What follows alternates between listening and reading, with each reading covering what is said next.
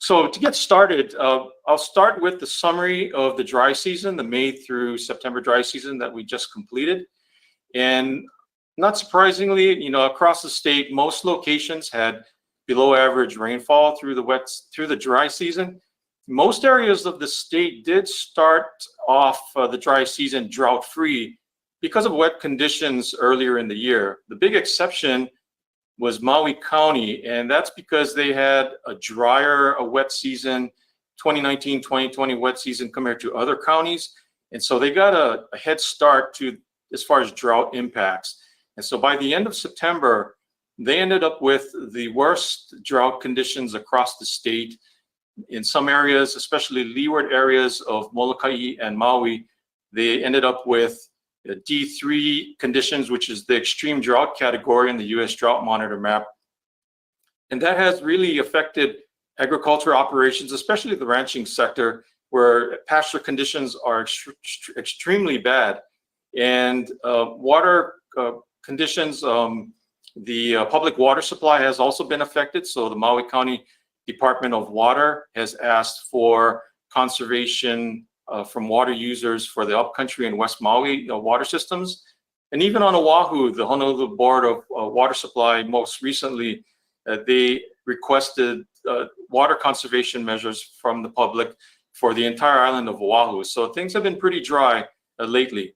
When you look at the statistics for the dry season, it ended up being the 11th driest dry season over the last 30 years. And so it's not even really close to record-breaking by any means. However, I think there are a couple of factors in play as far as the perception from the public. And it's the intensity of the drought late in the dry season. So August and September were extremely dry. And I think that really stands out in people's minds. And the other thing to remember is that in the last 7 years, really we've had wetter conditions across the state in the dry season. So in the last 7 years, five of the last dry seasons have actually been fairly wet. And it's only 2 out of the last 7, including this one, that has had a drier than average conditions. So looking forward or moving forward for the October through April wet season that we just started, NOAA's Climate Prediction Center has stated that we're in a La Niña event, and La Niña conditions are expected to persist through spring of next year. And in terms of the long-range climate models, the consensus of these models project that there will be wetter than average conditions across the Hawaiian Islands region through April, at least April of next year. So actually, the models on a month-by-month look, the models are showing October to start off drier than average and then transition in November, and then wetter than average conditions in the large scale starting in December and then continuing through April. So one thing that we'll be really paying attention to is the strength of the La Niña event, because the strength of the La Niña can affect what the rainfall distribution will be during the wet season. So if we have a stronger La Niña event, then rainfall may favor the east-facing windward slopes, and that's because with the stronger La Niña events, we can have a higher than normal trade wind frequency during the winter months. And if the La Niña is going to be on the weaker side, then we'll be able to see more weather systems that could provide significant rainfall in the leeward areas. And so in terms of drought recovery moving forward, there's a higher chance that drought recovery will occur in the western half of the state from Kauai to Molokai, and also on the windward slopes of Maui and the Big Island. However, there is a chance, though, that especially if the La Niña event ends up being stronger, then drought as it exists now could persist through the wet season. And we'll probably see some improvements in drought conditions. However, they may not completely go away by the end of April when the wet season ends. And so that's just something that we'll have to stay tuned to and be on the lookout for. So that's ends the wet season outlook, and I'll take any and all questions that you may have. Go ahead, John. Okay, great. Does any of this have, is this at all interrelated to what appears to be a relatively mild hurricane season that we've had so far? Yes, you know, with the La Nina event, we tend to have the Central Pacific and even the East Pacific tend to have a quieter than normal hurricane season, and so they go hand in hand with the lack of tropical cyclone activity, and that's also affecting the Atlantic. The Atlantic is usually opposite from the East Pacific and the Central Pacific, so the Atlantic has been very busy, as you know, in terms of the hurricane season, and we've been quiet, and that's because of the La Nina going on right now. Okay, next question we have, Michael Phillips. You're unmuted. Go ahead and ask your question. Hi, Kevin. Some have pointed out that while we're headed to La Nina, that the Northern Pacific is really anomalously warm than it usually is in a La Nina forecast scenario. Can you talk about that? I've heard that as it relates to mainland weather, that would typically throw a wrench in things with mainland forecast trends in the La Nina season, but what's the impact to Hawaii? I'm not too sure about the far North Pacific warm anomalies as it affects us, but I do know that in more recent La Nina events, the Northwest Pacific has tended to be warmer than average, and then that has translated to our La Nina events being a bit drier than normal. If you recall back, and this is going back to the 1950s and into about the early 1980s, the common, I guess the trends were that La Nina events tended to be wet and El Nino events were dry for the Central Pacific near the Hawaiian Islands during the wet season. But in more recent events, especially since the mid-1980s, the La Nina events have tended to be drier, and I should couch that by saying more regional dryness, meaning that the windward sides will stay wet, but the leeward sides have sometimes stayed dry.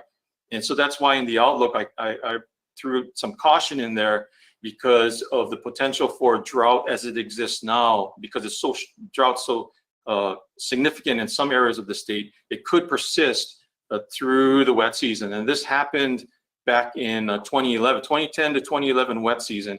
We started the wet season with a pretty significant drought. In fact, it was worse than it is right now. We had even D4, which is exceptional drought category, and then several areas of extreme drought in the state. And by the end of the 2011 wet season, April 2011, several areas were still in dry conditions and drought conditions. And so, there's a potential that if the drought stays too strong, that we could see the drought conditions persist in the leeward areas. For the windward areas of the state, I think chances are pretty good that drought will be eliminated, and we'll see some pretty wet conditions.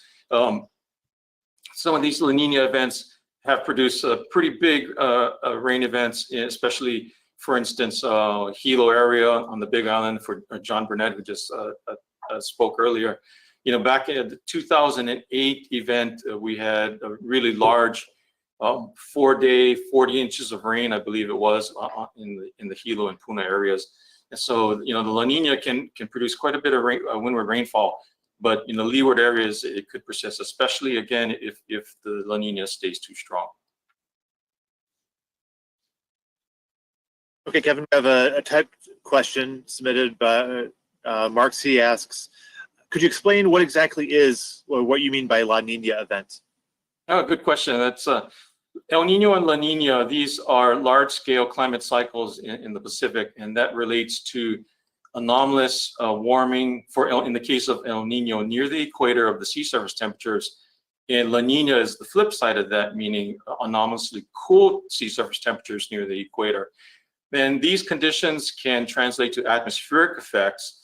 And because we're so close to the equator and the deep tropics of the Pacific, that these can have downstream effects that affect our climate, and especially during the winter months here in the islands. And so with El Nino events, there's a really strong likelihood that we'll have statewide drought, especially from January through about March of the El Nino year. And usually these El Nino events will tend to peak during the winter months. And on La Nina, we could see the flip side, but as I mentioned, that if it'll depend on the strength of the La Nina. And we also have enso neutral conditions, which is in between El Nino and La Nina states. So sea surface temperatures are near normal, they're near the equator. And so with enso neutral conditions, we tend to be pretty wet. In fact, 7 out of the last 10 of the 10 wettest wet seasons have occurred during enso neutral years. Great. Thank you. Another question from Michael Phillips. I see your hand up. Go ahead and unmute yourself. It's been 2 years since we've seen significant volcanic emissions coming from Kilauea. Can you talk about, or can you talk to how the lack of emissions in the last 2 years influences the weather or not, especially during wet season in Hawaii? From what I've heard or what I've read in the literature, the volcanic emissions will actually tend to hinder rainfall, and the lack of that's due to the cloud microphysics properties, where if you have too many volcanic aerosols in the air, then there's a process that's called precipitation scavenging, where there's just too many cloud condensation nuclei, and it hinders the warm rainfall process. So it makes the rainfall less efficient, rainfall production less efficient.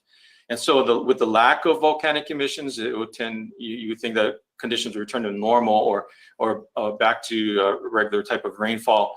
I know maybe it's a little too early to tell, but the last couple of summers on the Kona side of the Big Island, they've had pretty wet summer season. And now on the Kona slopes of the Big Island, the summer is their normal wet season. But if you look at this, past May through September, the Kona slopes, at least, it's consistent with the reports I've been getting and then the rainfall data that I've seen. They've had a very wet summer. In fact, Waiaha rain gauge has had, close to double of their normal rainfall for this past summer. So that kind of, it's supportive of the argument that the lack of volcanic emissions would be more helpful to rainfall. And so with the volcano continuing to be fairly quiet, it could help them with their rainfall on the Kona side. But it is, they're getting out of their normal wet season. So, I think they may be looking forward to some drier conditions, because from what I understand, they've been pretty soaked on the Kona slopes this summer, which is really interesting when you compare it to the rest of the state, especially Maui County, where they've been suffering under pretty dry conditions, but the Kona slopes have been fairly wet. Great. Next question, Mark Carpenter. I see your hand up. You're unmuted. Go ahead, unmute yourself and ask your question. Hello there. First off, apologies for the basic sounding questions. I'm just trying to wrap my mind around everything. First off, how long does a La Nina event last? And then also in last year's Outlook, you had mentioned, the factor of warmer sea temperatures leading to more thunderstorms. Is that going to be the case this year? The sea surface temperatures, good question, by the way. And the sea surface temperatures, and I'm glad you brought that up, because they've been not as warm this year compared to last year. And so that has helped our summer temperatures. Actually, last year, if you remember, we were breaking all kinds of high temperature records in it. And it's been warm this year, but not as warm. And we have had above average temperatures this summer, but not quite as bad as last year. And these warm temperatures are expected to persist through the wet season. And so we're expecting conditions to be a bit warmer than average. And the warmer temperatures in the ocean, as far as the sea surface temperatures go, can contribute to adding more moisture to the air mass. It may contribute to more rainfall. But we'll have to see what the upper levels do as well. And again, if the low level winds will continue to favor trade winds, then the rainfall will be emphasized over the windward slopes, the east-facing slopes.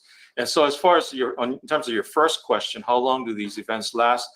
They last about, a year or so. They tend to start developing during the summer, and then they'll peak during the winter months, and then start to fade out during the spring. However, you can have a double event. That is definitely possible. We've had conditions or years where we get past the winter, and then a second round of La Nina occurs. So we could see 2 years in a row of La Nina.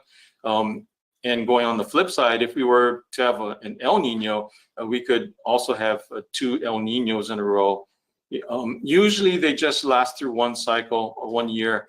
You might have a La Nina event, and then it'll trend back to neutral conditions. And then we'll have to see what happens during the early part of summer to see if that'll switch into either an El Nino event, or it could stay in so neutral conditions, or if we get another La Nina. 3 years in a row, I think is extremely rare. So I think, we could see 2 in a row, but beyond that, not real likely. Next question is from Louise Rocket. I've unmuted you. Unmute yourself and go ahead and ask your question. I'm asking questions about West Maui. We've had Okay. 2 fire. Can you hear me? Yes, I can. Go ahead. Oh, okay, good. It's really, really dry here, as you earlier noted. Normally we have the first rain in like mid-November. I don't see, do you have any prognosis or prediction when we will be seeing our first rainfall on this side of the island?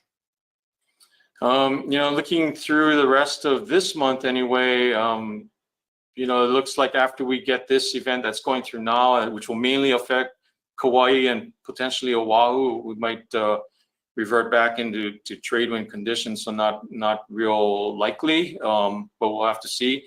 I think I mentioned earlier that the long range, the climate models had been projecting October was going to be dry, and then transition in November, and then really start getting wet in December. So, it looks, chances are more likely that you'll see your first event in West Maui in November. But, again, if the La Nina really gets too strong, the rainfall may be limited to the windward side of West Maui. So you might get some rainfall up on Pu'ukukui, and then it's going to be tantalizingly close. You're going to see rainfall up there, and maybe even in the upper slopes of West Maui. But as far as rainfall getting down into the lower section, if it continues, if the trades stay are more frequent than average, then the lower slopes of West Maui might not get too much, unfortunately. That's pretty brown. Thank you for your answer.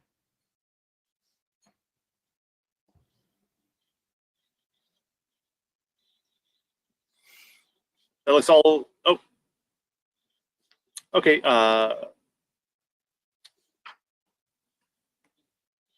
Malika, I see your question. Go ahead and unmute. Oh, there you go. Go ahead and ask your question. Hi, Kevin. Hi, John. Hi, everyone. So on that note, talking about West Maui and places that are really dry, can you talk about the potential negative impacts when a really dry area gets a lot of rain? Because we're talking about, we really need the rain, but sometimes that can lead to flooding. And yeah, why don't you go ahead? Yeah, that's a good point. You don't want to have a situation where you get your drought relief, but it happens too fast, where the rainfall is just too intense, and rather than percolating down into the soil and recharging your groundwater supplies, it just mainly goes into runoff and causes flood problems. And the ground is also pretty bare too, and so initially you're going to have a lot of topsoil erosion, and that'll cause problems too. So, the best type of rain is really more steady, slow rainfall that lasts all day and allows the ground to soak it up a lot more. And you really don't want to get into a situation where you get near normal rainfall, but it all occurs in a couple of weeks, and so that's just really not the ideal situation. So it'd be best if the rainfall is spread out over weeks and months, and that'll really help your soil moisture situation, your groundwater supplies. And West Maui depends on surface water runoff as well, and for the supplies. And so you really need to have a lot more rainfall in the leeward areas, and the same thing for upcountry. Though upcountry will get their water from windward slopes of Haleakala, and so I think there's a better chance that the supplies there will be replenished. But West Maui may be a different story. I'm not the water supply person there, so I don't know all the specifics of the West Maui water system, of course, but that's from my basic understanding, is that West Maui receives a certain amount of their water from surface water sources. Next question is from Michael Phillips. Go ahead, Michael. This is a basic question. So we have dry and wet season. Can you elaborate on just how wet season is compared to dry season typically? I think you'll find that the biggest contrast between wet and dry season is primarily in the leeward sections of the state, so the south and west facing slopes. The windward sides and east facing slopes will get they have multiple peaks during the year typically, and in some places you might have 3 peaks in rainfall: March, July, and then December/January timeframe, and so because of the trade wind rainfall, and then also during the east facing slopes can get rainfall during weather disturbances. But the leeward sections, they have a distinct peak in the winter months. So December, January, February timeframe, especially, or really the October through April timeframe, is when the leeward slopes get most of their rain. And then the summer or /dry season is when you see a distinct minimum in rainfall. And so, for instance, if you take Honolulu Airport, you see that the wettest month of the year is strongly in December, and then the driest months of the year is like in the July timeframe, June-July timeframe. So, I guess when you refer to a wet and dry season, it's primarily geared toward the leeward sections where you have the biggest signal. Windward areas you'll have some dry off, but again, you can have a July or August peak for the windward sections because of trade wind rainfall, and even the remnants of a tropical disturbance, let's say, that's embedded within the trades may bring an uptick in rainfall for the windward sides, but that rainfall won't get into the leeward areas. Okay, next question is from Mark Carpenter. Mark, go ahead and unmute yourself and ask. Well, yeah, as a follow-up to that, so what you're saying is, that would be the case, but when you have a La Niña event, that would mean that windward sides are going to be getting the rain, while leeward, you're going to have a wet season where it's going to probably continue to be dry. And then a second part of that question is, just to reiterate what you said, we're going to be expecting wetter than average conditions in the large scale for this wet season. However, because drought is so severe in some areas, it might not be enough to alleviate that and provide some relief. Exactly. Yeah, and also I want to caution in terms of the La Niña in leeward areas. It's really dependent on how strong that La Niña event will be. If it's a weaker La Niña, then I think there's a higher chance that the leeward areas will get good rainfall. In fact, we could get very high amounts of rainfall in the leeward sections. But in some of the strong La Niñas that we've had, for instance, 1999, 2011, stronger events, the leeward areas, they got some rain events. That doesn't mean, I'm not saying that they're not going to get any rain. It's just going to be below average, below what they normally get. And so you might have a couple of rain events and then return back to significant trades and pretty dry conditions for these leeward areas. And so, for the areas that don't get much, for instance, the larger islands in the east, so Maui and the Big Island, looking at areas like Kihei or West Maui, as we talked about earlier, South Kohala region on the Big Island, they depend on more in the leeward areas, the Kona type weather situations where you have south and west winds as opposed to trade winds. They depend on those types of systems to come through to provide a lot of their rainfall. Honolulu is another one.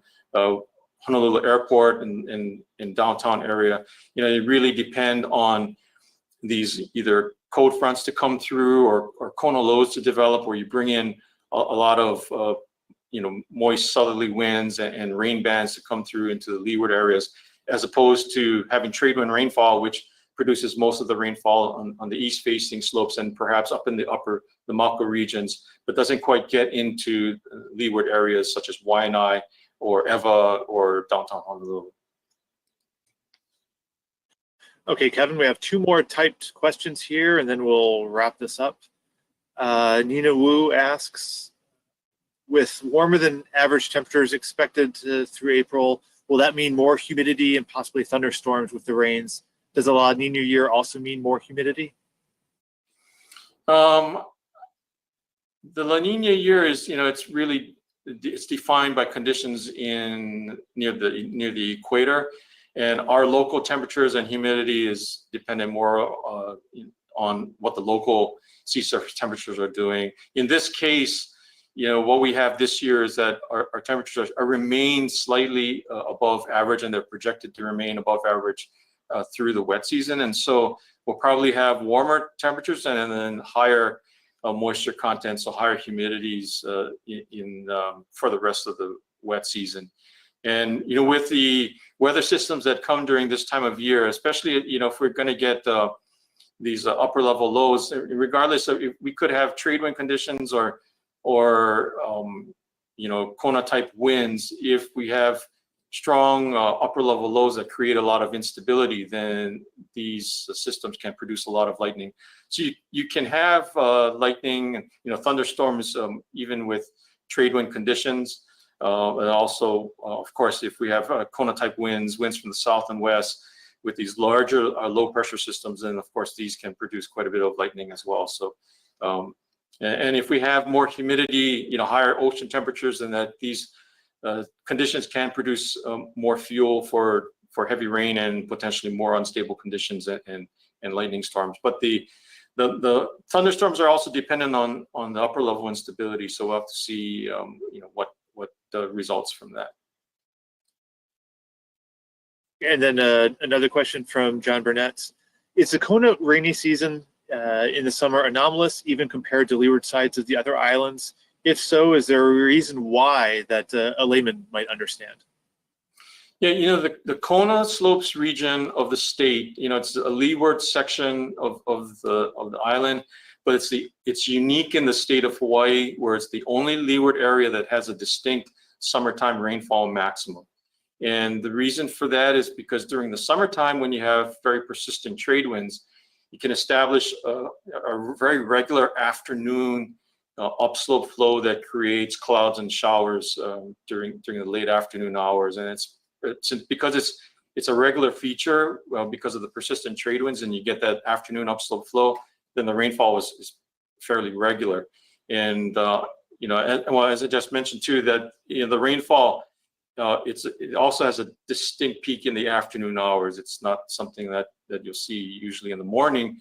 That's in the afternoon when the clouds develop over the slopes, then the rainfall will develop out of that. And so it's the only leeward section in the state that has a distinct summertime rainfall max. And so that's why leading into the dry season, I always cite the Kona Slopes region as an exception because they don't have a dry season. The dry season is really applies to the rest of the state. They get their rainfall mainly during the summer months. Okay, actually, one more quick question for Mark. When was the last La Nina event that we had? Oh, good question. I believe it was 2017.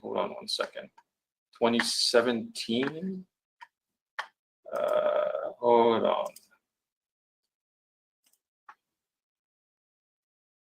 It was the 2017-2018 wet season. So it was a weak to moderate event. Didn't get too bad. And it was also a double. It was a double La Nina, meaning that the 2016-2017 wet season was weak La Nina, and then the following wet season we went into a La Nina again. It went slow. During the summer it went back to neutral, and La Nina came in again during the following wet season. Great. Thank you very much, Kevin. That looks like we wrapped up all the questions. All right. Thanks for checking in and catching our webinar, Wet Season Outlook. Thanks for your time.